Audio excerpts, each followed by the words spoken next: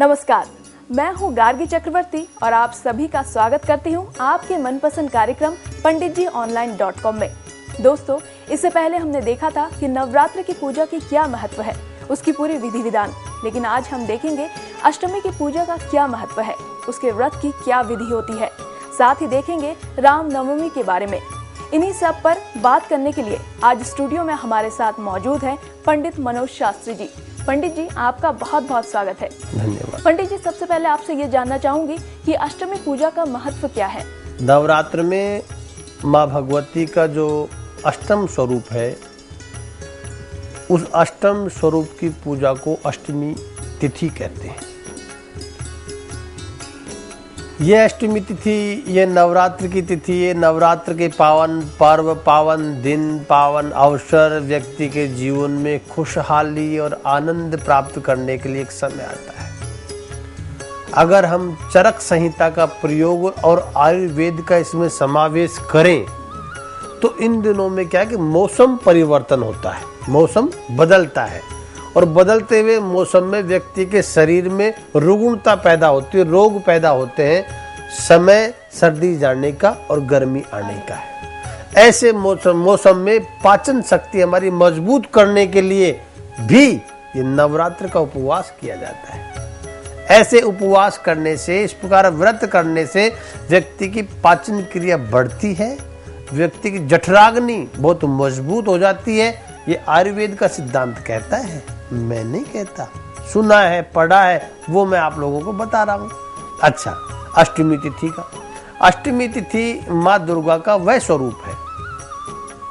आज सोमवार का दिन है। शुरुआत भी माँ भगवती ने सोमवार से ही की थी और माँ भगवती अष्टमी तिथि की समाप्ति भी सोमवार से ही करा रही है। ये तो उसकी इच्छा है, किस दिन, किस समय, किस वार और कौन सी जगह उसे अपना भोग लेना है, किसके द्वारा, किसके हाथ से लेना है, वो सब उसकी कृपा है, उसकी इच्छा है।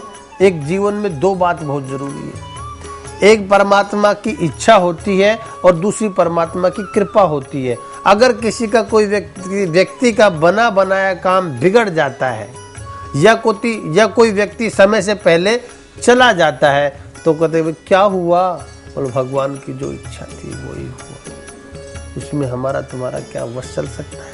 और जो चीज प्राप्त हो जाती है अनायास, अर्थात कम मेहनत में अधिक धन प्राप्त हो जाए या बिना मेहनत के बहुत कुछ मिल जाए तो क्या हुआ, बोल जो भगवान की कृपा। तो भगवान की कृपा का संबंध है बिना प्रयास, कम मेहनत से, बिना तपस्या के बहुत कुछ मिलना, और मिला मिलाया चला जाना, ये भगवान की इच्छा है। तो किससे कब भोग लेना है, किससे कब पूजा करवानी है, ये बिना माँ की शक्ति के बिना संपन्न नहीं हो सकती। तो नहीं हो सकती संपन्न, लेकिन माँ भगवती की कृपा हुई है। नए संवत में हमने प्रवेश कर लिया। आज अष्टम दिन आज है, सोमवार का दिन प्रातःकाल। सोमवार के दिन प्रातःकाल जिन व्यक्तियों ने 7 दिवस से तपस्या कर रखी है, 7 दिन पर्यंत और रात्रि में भी, नवरात्रि, इसमें दिन का कोई प्रावधान है? व्यक्ति व्रत तो दिन में रखता है लेकिन संबंध तो यहाँ रात का है।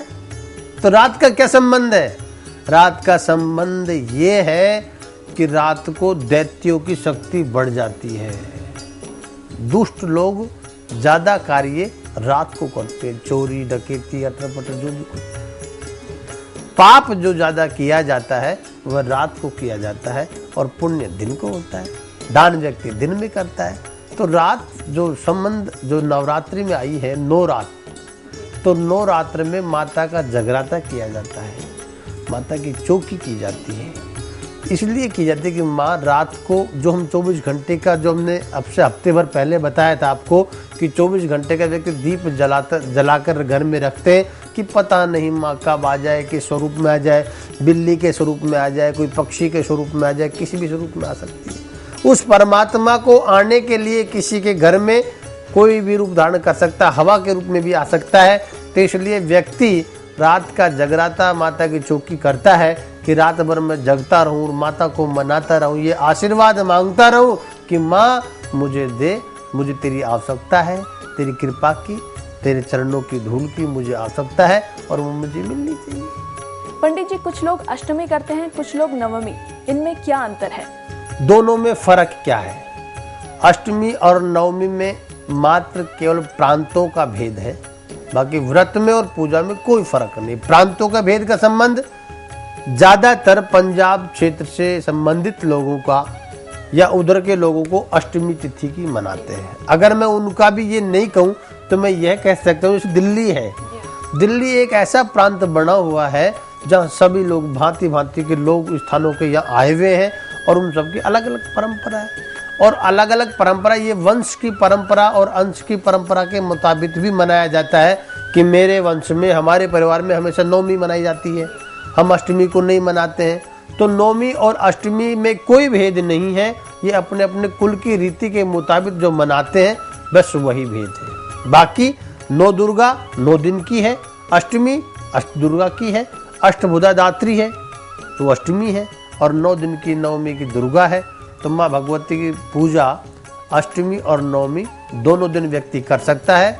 और अष्टमी जिनके यहाँ होती है उनका व्रत का जो खुलना है वो अष्टमी के दिन होता है, और जिनको नवमी यहाँ मनती है उनका व्रत का खोलना नवमी के दिन होता है। जो नवमी को भोग डालता है वो नव दुर्गा की पूजा होती है, और जो अष्टमी के दिन भोग डालता है वो अष्टभुजा दात्री दुर्गा की पूजा करके ही खोलता है। पंडित जी, नवमी को राम नवमी के नाम से भी जाना जाता है, तो नवमी का क्या महत्व है? हाँ, इसका बहुत भारी महत्व है। देखिए, नवमी तिथि और अष्टमी तिथि, अष्टमी भी दुर्गा की और नवमी भी दुर्गा की। ये जो रामनवमी है जो अप्रैल के महीने में मनाई जाती है, या जो वसंती उत्सव जो वसंत के जो नवरात्र उसमें मनाई जाती है, एक रामनवमी मनती है जो दूसरे नवरात्र जो अक्टूबर में आते हैं उसमें मनाई जाती है।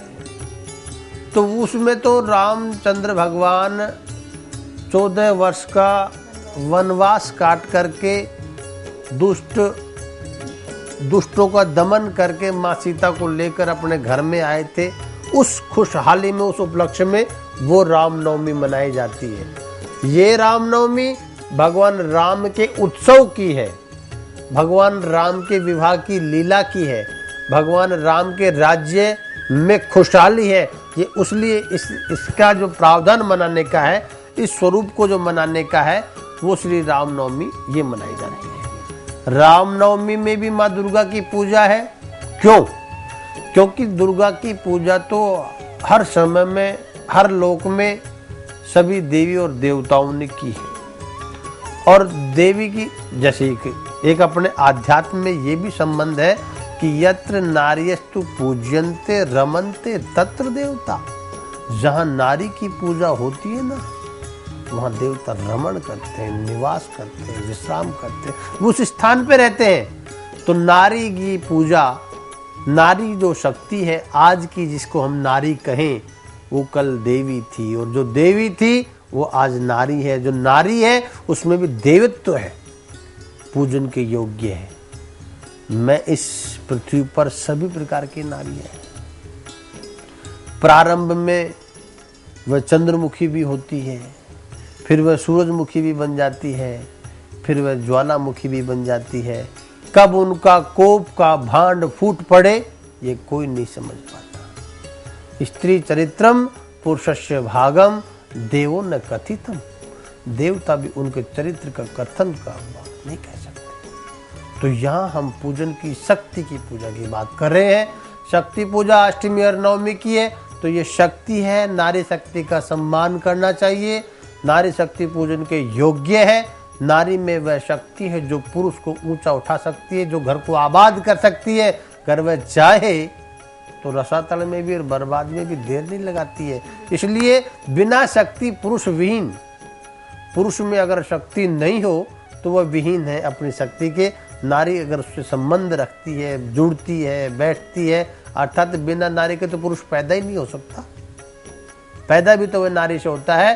तो माँ जगत जननी जो दुर्गा है, माँ जगत जननी जो अष्टभुजा दात्री है, जो नव दुर्गा है, जिसको अनेक नामों से ऋषियों ने बोला है। और अभी भी देखिए दुर्गा के इतने स्वरूप हैं। नवरात्र में तो 9 स्वरूपों की पूजा होती है। दुर्गा के इतने स्वरूप हैं जितने की आम लोग उनके नाम भी नहीं जानते।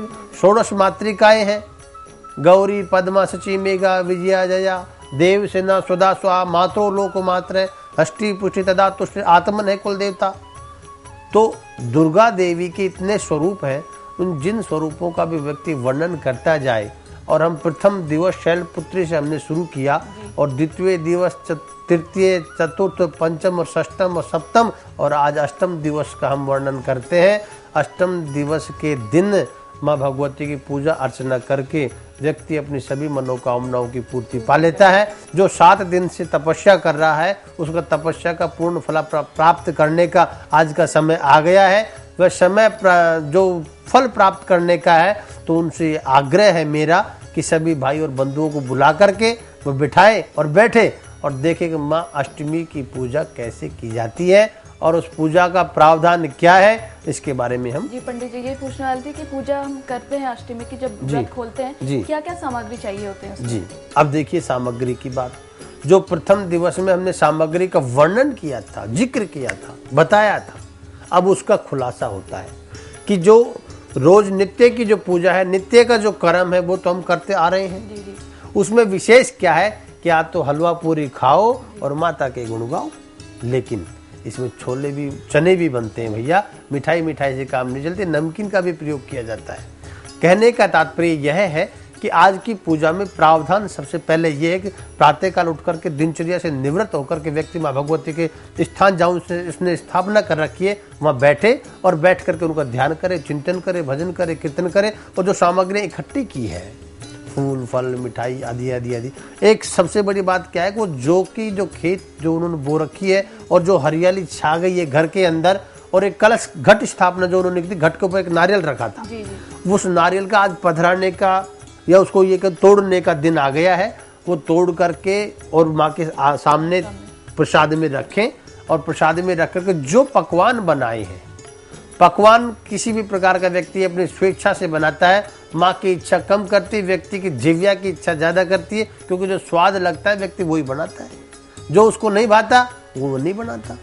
तो जो उसको भाता है उसने वह बनाया है। जिसने जो बनाया वो माँ के समक्ष नारियल के साथ में तोड़ करके उसको रखता है, और माँ भगवती से पूजा करके प्रार्थना करता है कि माँ भगवती, ये भोग और ये प्रसाद मैं आपके समक्ष रख रहा हूँ।